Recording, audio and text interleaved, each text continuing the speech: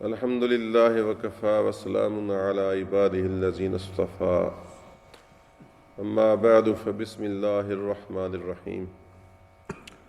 حضرت سیدنا محمد بن اسلم توسی رحمۃ اللہ تعالی علیہ ان بزرگان دین میں سے ایک صاحب ہیں جن کا ذکر خیر تذکرۃ الاولیاء میں شیخ فرید الدین عطار رحمۃ اللہ تعالی علیہ نے کیا ہے، اور کل میں نے ان کے بارے میں آپ کو بہت کچھ شاید سنایا ہے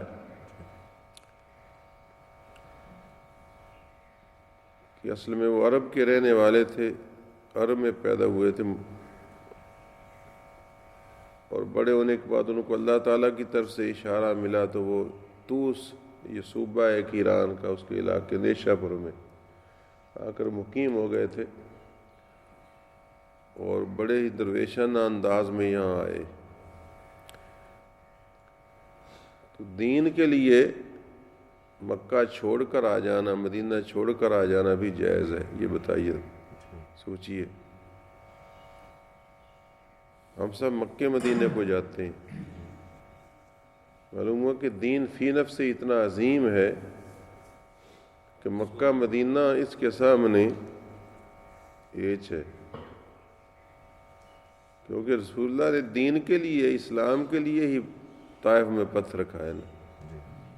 اس کا مطلب ہوا کہ چھوٹی چیز کو بڑی پر قربان کیا جاتا ہے، گویا دین اسلام رسول اللہ صلی اللہ علیہ وسلم کی عظمت بھی اس پر قربان ہو گئی، ورنہ اللہ تبارک و تعالیٰ ان کو کیوں اس طرح زخمی ہونے دیتا، یا آپ کیوں زخمی ہونے دیتے کہ چلو میں کیوں جاؤں وہاں جہاں لوگ میری قدر ہی نہیں کرنے والے۔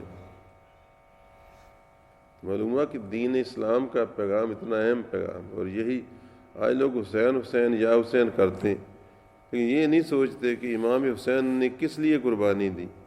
ہمارے لیے، تمہارے لیے دی کہ تم نمازیں نہ پڑھو، دین اسلام کے لیے قربانی دی۔ یہ غلط تصور ہے، ہمارے لیے قربانی، ہمارے سے مراد یہ نہیں کہ تمہیں مفت میں بخشوانے کے لیے کہ تم کچھ نہ کرو میں بخشوا لوں گا۔ یہ تو عیسائیوں کا عقیدہ ہے، عیسیٰ علیہ السلام سولی پر چڑھ گیا ہمارے لیے کہ تم جو چاہو کرو عیسائیوں، میں جو چڑھ گیا سولی پر، تو یہ ایک غلط عقیدہ ہے۔ دین اسلام کی عظمت کے لیے، اسلام کے حکموں کو شائع کرنے کے لیے، ان کو نافذ کرنے کے لیے امام حسین نے قربانی دی۔ اس طرح رسول اللہ نے کہیں پتھر کھائے، کہیں کانٹوں کے زخم اٹھائے، کہیں دانت شہید کروائے، تو وہ کس لیے؟ اللہ کے دین کی سربلندی کے لیے۔ تو اللہ کی دین کی سربلندی مکہ مدینے کی حاضری سے بھی اہم تر ہے۔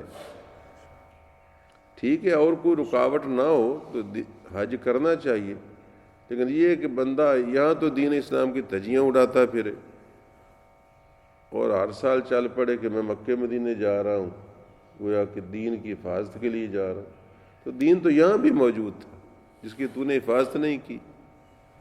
کتنے لوگ عمرہ کر کے آتے ہیں ہر سال، پھر اسی طرح نماز بھی نہیں پڑھتے، پھر اسی طرح چرکٹے کے چرکٹے۔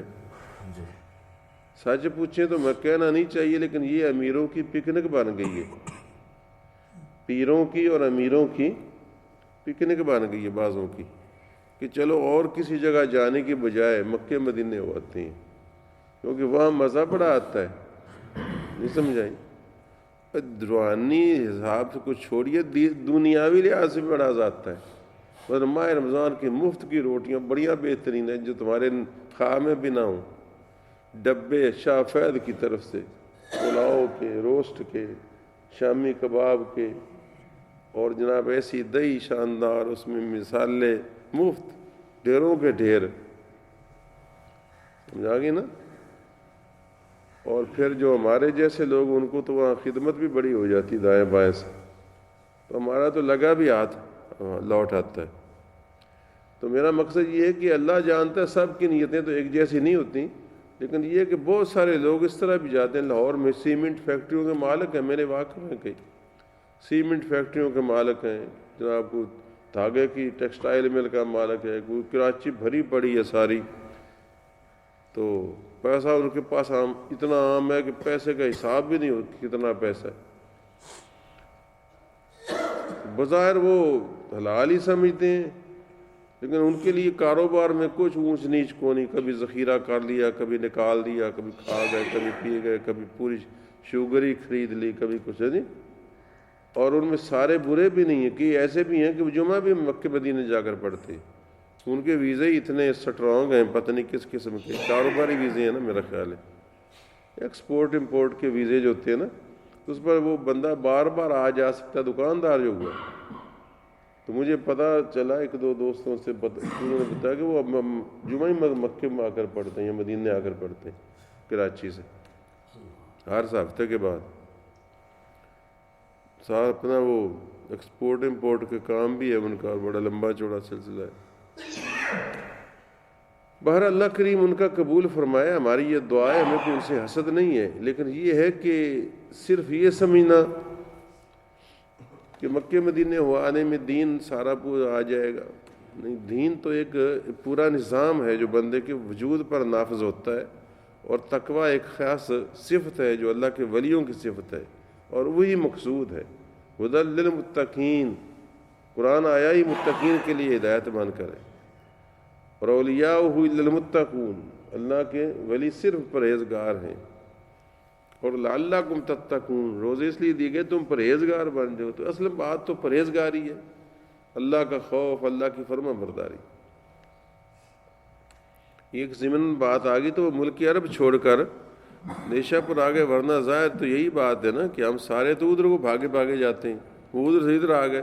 اس طرح صحابہ کرام ہے کہ رسول اللہ صلی اللہ علیہ وسلم کے بعد وہ دین اسلام کی اشاعت کے لیے، حضور صلی اللہ علیہ وسلم کے صحابہ کی تعداد تو لاکھ سے بھی زیادہ ہے، لیکن جنت البقیع میں صرف 10,000 دفن ہیں صحابہ، اور ان میں وہ صحابہ بھی ہیں جو باہر رہتے تھے اور وہاں گئے اور وہاں وفات پائی۔ تو حضور صلی اللہ علیہ وسلم کے زیادہ تر صحابہ کوئی دمشق میں قبریں ہیں، کوئی کوفہ میں قبریں ہیں، کوئی بصرہ میں ہیں، کوئی حتیٰ کہ چائنا تک میں بھی مشہور ہے۔ اور تو معلوم ہوا کہ وہ دین اسلام کی اشاعت کے لیے، نبی کا پیغام پہنچانے کے لیے مکہ مدینہ بھی چھوڑ کر دور دور چلے گئے۔ تو یہ بھی جو تھے ان کو اللہ تعالیٰ کی طرف سے بھی اشارہ ہوا، یا ان کے پیر و مرشد کی طرف سے ہوا ہوگا، تو یہ یہاں نیشا پر طوس میں آ گئے، اور اس حال میں آیا کہ ٹاٹ کا لباس تھا اور کتابوں کی گٹھڑی اپنی کندھے پر رکھی ہوئی تھی، اتنی سادگی، اور اللہ کریم نے ان کی زبان میں، گفتگو میں، واعظ میں اتنا اثر پیدا کیا، 50,000 کے لگ بھگ لوگ ان کے ہاتھ پر تائب ہوئے، توبہ کی، بیعت کی، اسلام کی، فیض عام ہوا۔ جس مسجد میں وہ نماز پڑھتے تھے نا، حالانکہ شرعی طور پر سوائے 3 مسجدوں کے کسی مسجد کو دوسری پر فضیلت حاصل نہیں ہے۔ ایک مسجد حرام کہ وہاں ایک نماز کا اللہ کے برابر ثواب ہے، ایک مسجد نبوی وہاں ایک نماز کا 50,000 کے برابر ثواب ہے، یا کم از کم 1000 کے برابر ثواب ہے ایک روایت کے مطابق، اور ایک مسجد بیت المقدس، مسجد اقصیٰ کہ وہاں ایک نماز کا 500 کے برابر نماز کا ثواب ہے۔ باقی مسجدوں میں کوئی اس لحاظ سے بڑی چھوٹی نہیں ہے، کعبۃ بت میں تو بڑی چھوٹی ہو سکتی ہے، لیکن ثواب میں بڑی چھوٹی نہیں ہو سکتی کہ جناب جو غلہ منڈی میں نماز پڑھتا ہے اس کی نماز کو تھوڑا ثواب ہے، اور جو اکیڈمی میں پڑھتا ہے اس کو زیادہ ثواب ہے۔ نماز کا ثواب زیادہ کمی بیشی نہیں کی جا سکتی۔ ہاں یہ ہے کہ چلو جی میں اکیڈمی میں جاتا ہوں تو کچھ نصیحت کی باتیں سناتا ہوں، تو یہ کہ ضمنی بات ہوئی نا، زائد بات ہوئی، وہ میں وہاں سناؤں گا تو وہاں ہو جائے گا، وہاں کوئی اور عالم دین سنائے گا تو اس کا ثواب ہو جائے گا، سمجھ آئی؟ لیکن ویسے تو اتنا ہوتا ہے نا کہ جہاں اللہ کے نیک ولی ہوتے ہیں وہاں لوگ برکت کے لیے وہاں جاتے ہیں۔ تو حضرت محمد بن اسلم توسی رحمۃ اللہ علیہ جس مسجد میں نماز پڑھتے تھے تو سینکڑوں ہزاروں لوگ اس مسجد میں تبرکاً وہاں آ کر نماز پڑھتے تھے برکت کے لیے، تو ان کے قرب میں جائیں گے تو ان کے پاس سے برکت حاصل ہوگی۔ یہ وہ باتیں ان کے بارے میں لکھی گئی ہیں۔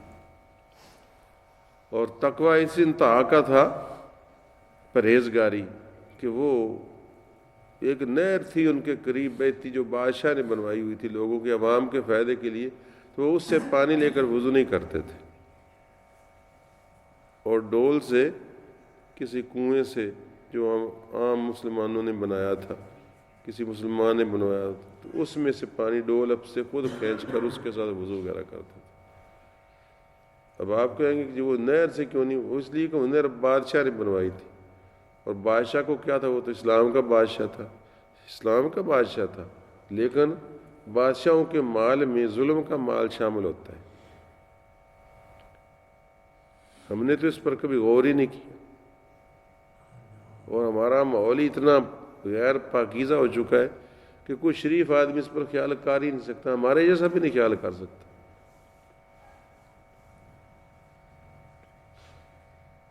اگر اب آپ کی عقیدتوں کو ٹھیس نہ پہنچے تو میں اپنا حال بتا دیتا ہوں۔ مثلا میں نے ساری عمر گورنمنٹ سروس کی، اور یہ 2-4 میرے شاگرد بیٹھے ہیں، یہ یاد کر لیں کہ کبھی ان کو یہ محسوس ہو کہ حافظ صاحب نے جان بوجھ کر پڑھایا نہ ہو اور پیڈ مس کر دیا ہو اور ادھر ادھر گھومتے پھرے ہوں، بلکہ میری تو عادت تھی کہ اگر کسی سرکاری کام میں رہ جاتا تو بعد میں اوور ٹائم دے کر پڑھا کر جانے دیتا تھا، جانے نہیں دیتا تھا بچوں کو، اور یہ اب تک بھی میری عادت ہے کہ جو میں ذمہ لے لیتا ہوں۔ اس کے باوجود یقیناً بے شمار پیریڈ میرے رہے ہوں گے، کیوں؟ اس لیے کہ گیا تو انہوں نے چھٹی کر دی، یا گیا تو لڑکوں نے ہڑتال کی ہوئی تھی، یا گیا تو لڑکے بس گھیر کر لے آئے تھے کہ اس دن انہوں نے ہمیں چڑھایا نہیں، ہم اس کے ساتھ ذرا 2 ہاتھ کر لیں، تو سارا ماحول ہی غیر تعلیمی ہو چکا تھا، تو میں بھی چپ کر کے بیٹھ کے آ گیا۔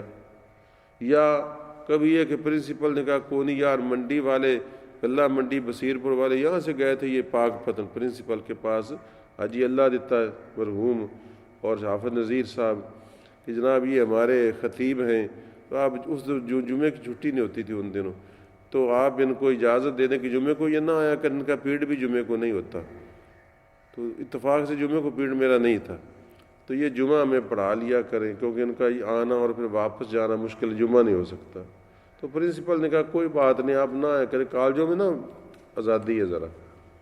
اب وہ میرے جو جس دن میں نہیں جاتا تھا، چاہے نہیں پڑھاتا تھا، ڈیوٹی پر تو نہیں نہ جاتا تھا، تو اب میں کیا کہہ سکتا ہوں؟ اللہ تعالیٰ اس کو معاف کرے یا نہ کرے، یا اس طریقے سے اس کو چھوڑیے۔ جو ہمارے حکومت ہے اس کا نظام سودی ہے سارا، تو تنخواہیں جو مجھ کو ملتی تھیں ایک ایسے خزانے سے ملتی تھیں جس میں سود وغیرہ کا کاروبار چلتا۔ اب میں کیا کہہ سکتا ہوں کہ میرے وہ نمازوں کا کیا بنا ہوگا، یا میرے وہ تقوی پرہیزگاری کا کیا بنا ہوگا؟ تو اسی طریقے سے میرے بھائیوں، یہ تو 14ویں-15ویں صدی ہے، تو اس زمانے میں تو بہت تقوی کا زمانہ تھا، تو وہ لوگ اس وجہ سے سرکاری بادشاہوں کی ملازمتیں، ان میں بادشاہوں کی مرضی کے مطابق بھی فتوے دینے پڑتے تھے، اور بادشاہ خود جو تھے من مانی کرتے تھے۔ اب بھی من مانی ہو رہی ہے، لیکن اب تو پھر بھی کہتے ہیں یہ جمہوریت ہے، جمہوریت ہے، کیونکہ اس میں ظاہری طور پہ اتنا فائدہ تو ہے نا کہ ہم چاہیں تو صدر کے خلاف بھی سپریم کورٹ میں درخواست تو دے سکتے ہیں نا، پھر چاہے فیصلہ ہمارے حق میں ہونا، اب تو ہونے بھی لگا ہے کوئی فیصلہ، لیکن عام حالات میں تو نہیں نا فیصلہ ہوتا ہمارے حق میں، لیکن چلو ہم جا کر دروازہ تو کھٹکھٹا لیتے ہیں۔ اس وقت تو یہ ہوتا تھا کہ بادشاہ کا حکم اس کو قتل کر دو، کوئی نو اپیل، کوئی اپیل نہیں اس کے خلاف۔ اس وجہ سے اپنے مخالفوں کو کچلنا یہ بادشاہ کو عام شیبہ تھا۔ کوئی ایک یزید نے یزیدیت نہیں کی، اس کے بعد بڑے بڑوں نے یزیدیت کی ہے، بڑے بڑوں نے بڑے بڑے نیک بندوں کو دکھ دیے ہیں، شہید کیا ہے، تکلیفیں دی ہیں۔ آپ بھی دیکھ لو کشمیر میں کتنے مارے جا رہے ہیں، تمہارے بلوچستان میں تمہاری فوج یہ پتہ نہیں کیا کر رہی، کتنے ان میں بے گناہ ہیں، کتنے گناہ گار ہیں، کیا اندھیر نگری مچی ہوئی ہے۔ تو ان بادشاہوں کا حال کیا ہے، ان سربراہوں کا حال کیا ہے؟ تو ان کی ملازمتیں کرنا ان بزرگان دین کے نزدیک گناہ تھا۔ اور سچ پوچھیں اس لیے کہتے ہیں خلافت راشدہ تو صرف 30 سال رہی ہے، خلافت راشدہ تو صرف 30 سال ہے۔ ابو بکر کا دور ہے، عمر کا، عثمان کا، علی مرتضیٰ کا، یا امام حسن کے 6 ماہ ہیں، یا پھر تھوڑا سا وقت وہ کہتے ہیں جب امیر معاویہ کو ان دونوں بزرگوں نے تسلیم کر لیا تھا خلیفہ، بلکہ اس کو بھی بعض لوگ تو شامل نہیں کرتے، یا پھر حضرت عمر بن عبدالعزیز ہیں بنو امیہ میں ایک ہوئے 2-2.5 سال ان کے، تو یہ سارے ملا کر 30 سال نہیں بنتے۔ اس لیے بعض اسلام کے مخالف کہتے بھی ہیں کہ کس اسلام کی بات کرتے ہو، اور کون سا اسلام، کیا اسلام نے کر کے دکھایا؟ 30 سال ساری تمہاری اوقات ہے کہ 30 سال تمہارا نظام صحیح چل سکا ہے، ورنہ تمہارا نظام تو چل ہی نہیں سکا۔ یہ جو غیر دشمن ہے نا اسلام کے، وہ یہ بھی ایک تانا مارتے ہیں۔ پھر اس کا ہم یہ جواب دیتے ہیں کہ اس میں اسلام کا کیا قصور ہے؟ چلانے والوں کا قصور ہے، ورنہ اسلام نے نظام تو وہ دیا تھا جس کو انہوں نے اپلائی کر کے دکھایا۔ 30 سال میں جو حکومتیں انہوں نے کی، حضرت عمر کی حکومت ہے تو کتنی بے لوث حکومت ہے، کتنی فلاحی مملکتیں۔ خیر، تو میں آپ کو کیا کہہ رہا تھا کہ یہ جو بادشاہوں کی نوکریوں سے اسی وجہ سے بزرگان دین پرانے کنی کتراتے تھے اور اس کو جائز نہیں سمجھتے تھے کہ ان کے مال میں حرام شامل ہے۔ اور تقویٰ تو اگر آپ جانتے ہیں ایک دانہ بھی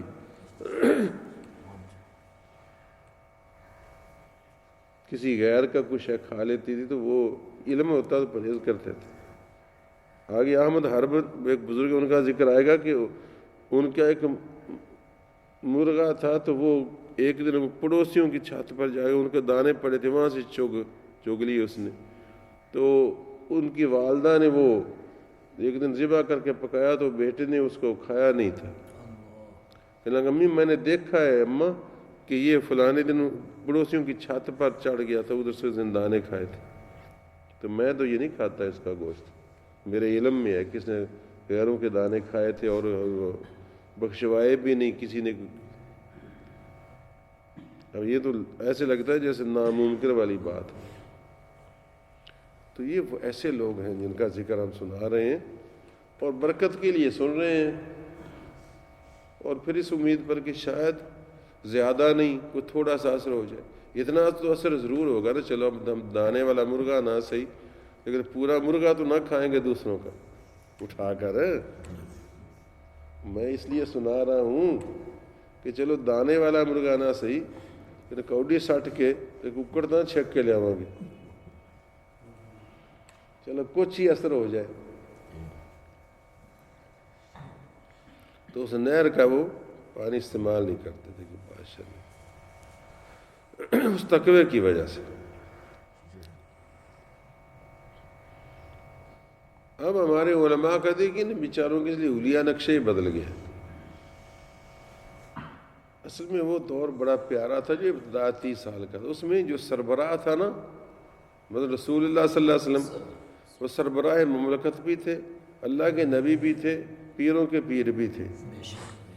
پھر ابو بکر صدیق آئے تو وہ وارث رسول بھی تھے، خلیفہ رسول بھی تھے، اور لوگ ان کو پیر بھی سمجھتے، وہ پیر بھی تھے، بادشاہ بھی تھے، سب کچھ ہی تھے۔ اس لیے اس دور میں ویسے بھی پیری مریدی تم نہیں دیکھتے ہو، نہیں سمجھو۔ یہ بھی ایک سوال کا جواب دے رہا ہوں۔ کئی کہتے لو جی صحابہ کرام نے پیری مریدی کیوں نہیں کی؟ اس وقت کس پیری مریدی کی ضرورت تھی؟ وہ تو پیروں کا پیر موجود تھا۔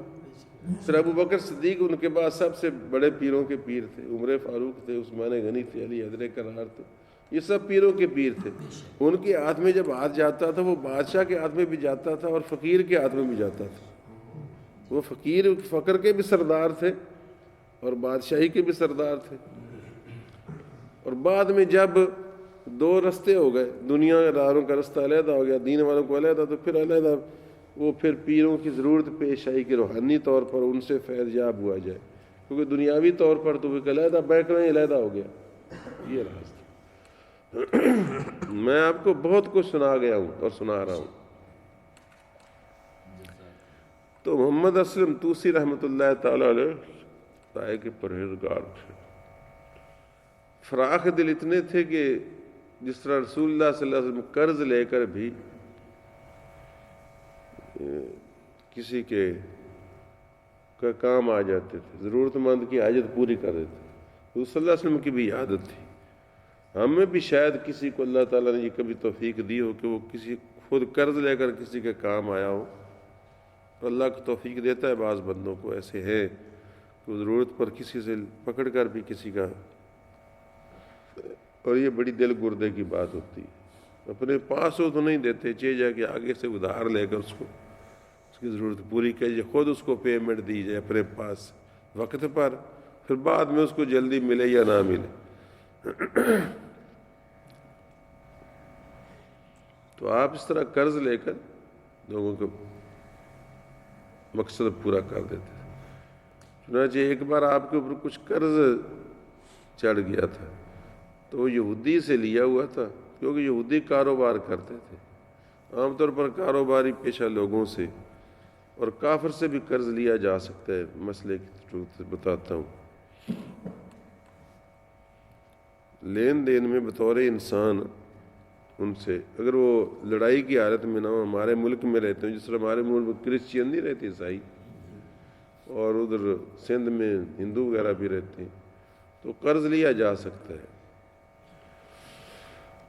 تو آپ نے یہودی سے قرض لیا ہوا تھا، تو وہ یہودی آ گیا کہ آپ کے پاس سے مطالبہ کرے، تو آپ نے پاس کچھ پیسے تھے نہیں، وہ اصرار کرنے لگا۔ اتفاق سے آپ ایک قلم کاٹ رہے تھے وہ لکھنے کے لیے، پرانے زمانے میں قلم لکھا کرتے تھے، تو اس کے وہ جو قطرے ریزے گر رہے تھے کاننے کے، تو آپ نے اس کو اٹھا کر دے دی، خبر کہ یہی لے جا، تو وہ سونے کے ہو گئے۔ تو یہ دیکھ کر وہ یہودی مسلمان ہو گیا کہ کیا مذہب ہے، کیا شان ہے۔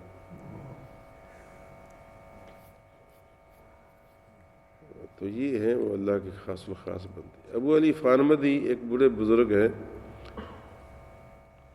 وہ ایک دن خود بڑے بزرگ ہیں، شاید ان کا ذکر بھی آئے گا، تو وہ کسی نے ان سے کہا کہ حضور صلی اللہ علیہ وسلم نے فرمایا کہ علماء جو ہیں نبیوں کے وارث ہیں۔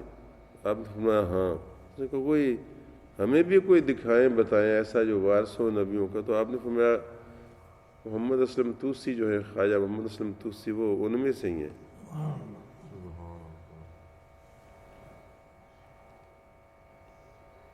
ایسی پاکیزہ زندگی انہوں نے گزاری۔ یہی لوگ ہیں جنہوں نے دنیا میں اپنے سکھ کو دوسروں کے سکھ پر قربان کیے رکھا، اور فقر و فاقہ میں، بھوک سے، اسرت میں، تنگ دستی میں زندگی گزاری، اپنے اللہ کو نہیں بھولے، آخرت کو نہیں بھولے۔ کہتے ہیں جب فوت ہوئے تو ان کے ایک دوست کو خواب آیا کہ آپ کہہ رہے ہیں کہ میں آج غم سے آزاد ہو گیا، میں آج اندوہ سے آزاد ہو گیا۔ تو وہ حیران ہوا کہ یہ کیا خواب آپ نے مجھے کہا میں آج اندوہ سے آزاد ہو گیا۔ تو ان کے گھر گئے پتہ کرنے کے، پوچھو تو صحیح بھی کیا اندوہ مجھے خواب میں آپ نے بتایا آزاد ہو گئے۔ تو گیا تو پتہ چلا وہ فوت ہو چکے ہیں۔ انہوں نے کہا یہ تعبیر تو ہو گئی، دنیا کے اندوہ سے آزاد ہو گئے۔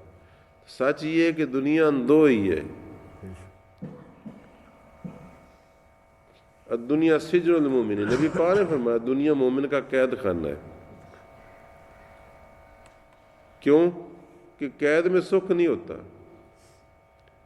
بعض لوگ ہر وقت سکھ کی تلاش میں رہتے ہیں۔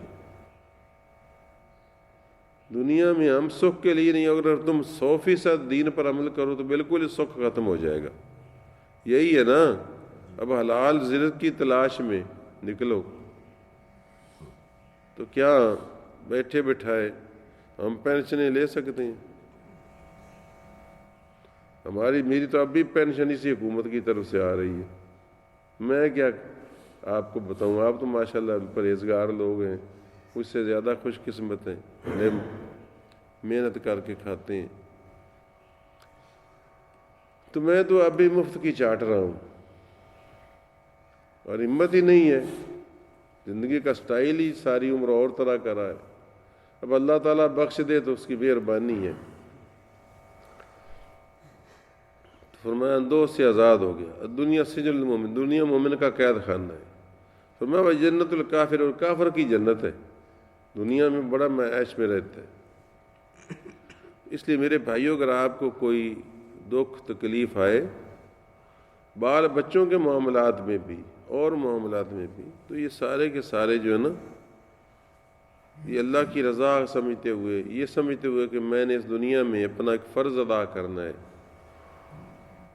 کردار بچانے کے لیے شادی کی ہے، کردار کی برائی سے بچنے کے لیے، بچوں کی پرورش اللہ نے میرے ذمے لگائی ہے، ان کو نیک راہ پر لگانا ہے تاکہ یہ اللہ کے اچھے بندے بنے، رسول اللہ کے اچھے امتی بنے، اور اس راہ میں جو دکھ سکھ آئیں میرا فرض ہے میں برداشت کروں۔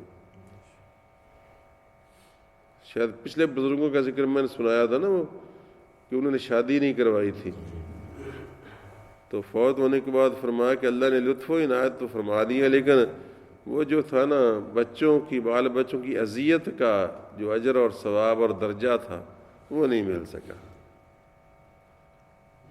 تو معلوم ہوا کہ اگر انسان تندرست ہو تو شادی کرانے بھی ضروری ہے، اور بال بچوں کی جو نگہداشت ہے اس پر اللہ کریم اجر عطا فرماتا ہے۔ اور آپ خود سوچ رہے ہیں بال بچوں سے کتنی ماں باپ کو اذیت پہنچتی ہے کہ نہیں، پالنے سے لے کر، کبھی بیمار ہے، کبھی چٹیاں لگ گئی ہیں، کبھی پولیو کا خطرہ ہے، کبھی یہ ہے جی، کبھی ماں کو تکلیف، کبھی اس کی ماں کو تکلیف ہے جی، اس وجہ سے بچے پر بھی اثر پیدا ہو گیا ہے جی، کتنے دکھ سکھ اٹھا کر بندہ، تو یہ سب ثواب میں جاتے ہیں، اگر اللہ کی رضا میں ہو تو پھر اللہ اس کا اجر عطا فرمائے گا۔